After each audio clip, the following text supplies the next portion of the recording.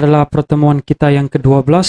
Pada pertemuan minggu lalu kita sudah lihat tentang bagaimana proses awal terjadinya kitab suci Perjanjian Lama. Itu pada mulanya berawal dari sebuah kisah yang ditulis, yang dikisahkan secara lisan, dan semua pengalaman dan kisah tersebut berkaitan dengan sejarah keselamatan, khususnya dalam konteks minggu lalu adalah sejarah keselamatan bangsa Israel. Hari ini kita mau lihat bagian-bagian dari kitab suci Perjanjian Lama. Tetapi sebelum kita melihat bagian-bagian tersebut, kita lihat dulu perbedaan jumlah dari kitab suci Perjanjian Lama antara Gereja Katolik dan Gereja Kristen Protestan. Baik, jumlah Perjanjian Lama dalam Katolik dan Protestan itu berbeda. Perbedaan ini disebabkan juga oleh faktor historis, khususnya berkaitan dengan sejarah gereja, ya. Karena gereja Kristen Protestan itu lebih fokus kepada kitab-kitab yang pada mulanya ditulis dalam bahasa Ibrani. Ya, dengan demikian jumlah yang diakui oleh gereja Kristen Protestan itu sama dengan jumlah yang diakui oleh agama Yahudi. Sedangkan dalam konteks gereja Katolik itu mengakui beberapa kitab yang tidak hanya ditulis dalam bahasa Ibrani, tetapi ditulis juga dalam bahasa Yunani. Maka dengan demikian, gereja Katolik mengakui ada 46 kitab ya, yang terdiri dari 39 kitab yang ditulis dalam bahasa Ibrani, ditambah lagi dengan yang sisanya itu, ditambah lagi yang sisanya yang ditulis dalam bahasa Yunani. Maka berjumlah 46. Sedangkan yang Kristen Protestan itu mengakui cuma 39 kitab ya, karena ini kitab yang ditulis dalam bahasa Ibrani. Next. Perjanjian Lama itu dibagi ke dalam 4 bagian atau kelompok. Ya, yang pertama itu Pentateuk atau kitab Taurat, hukum Taurat. Kemudian yang kedua, kelompok yang kedua kitab sejarah. Yang ketiga, kitab yang digolongkan ke dalam kitab kebijaksanaan, dan yang terakhir kitab kenabian. Oke, kita lihat dulu Pentateuk. Yang termasuk dalam Pentateuk apa saja kitab-kitab tersebut? Penta ini artinya 5, ya. Itu ada Kejadian, ada Keluaran, ada Imamat, ada Bilangan, dan ada Ulangan. Kalian tahu baik Kejadian ini lebih pada asal mula alam semesta dan segala isinya, Keluaran tentang Exodus, keluaran dari perbudakan Mesir, Imamat itu di mana bangsa Israel dipimpin oleh para imam, Bilangan ini lebih kepada aturan-aturan yang berkaitan dengan tradisi orang Israel.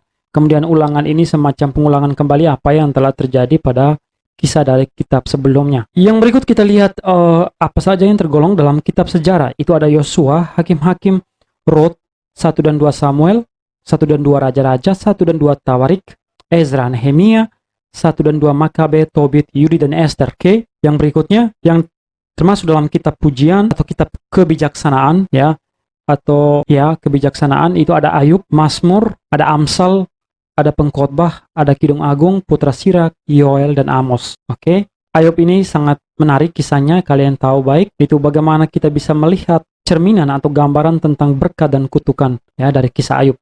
Mazmur ini lebih berisi tentang doa-doa, pujian, syukur, permohonan yang pada mulanya itu saya sudah jelaskan minggu lalu.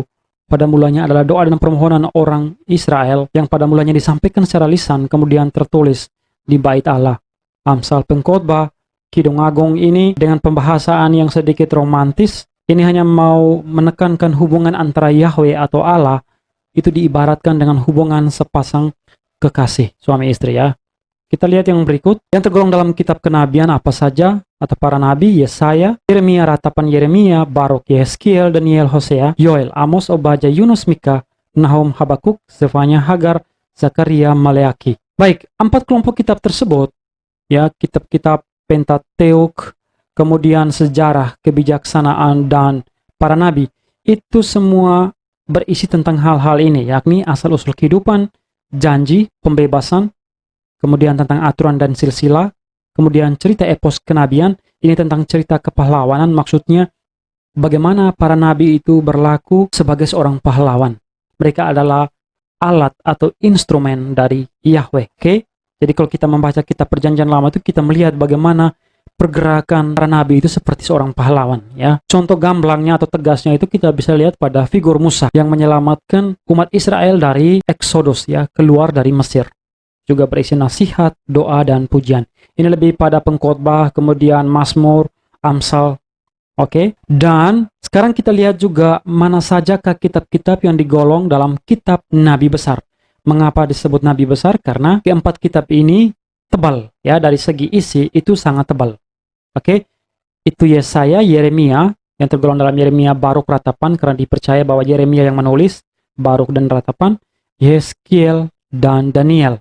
Kemudian selain Nabi Besar, ada juga Nabi kecil, apa saja, yakni ada Hosea, Amos, Mika, Yoel, Obadya, Yunus, Nahum, Habakuk, Zefanya, Hagai, Zakaria, Maleaki. Oke, sebagai penutup dari pertemuan kita hari ini, ada penugasan. Oke, saya meminta kalian menjelaskan dengan kalimat sendiri. Sekali lagi saya tekankan, tidak boleh mengcopy pernyataan orang dari internet. Jadilah siswa yang bisa berpendapat sendiri. Oke, jelaskan maksud dari pernyataan berikut, yakni Alkitab sebagai sabda Tuhan dalam bahasa manusia. Ini saya minta dikerjakan dengan kata-kata sendiri. Itu satu paragraf 10 baris. Pemahaman kalian dari pernyataan ini seperti apa? Satu paragraf 10 baris dikumpulkan paling lambat jam 8 malam. Oke, ini ada informasi penting dari saya. Kalian bisa membaca sedikit. Oke.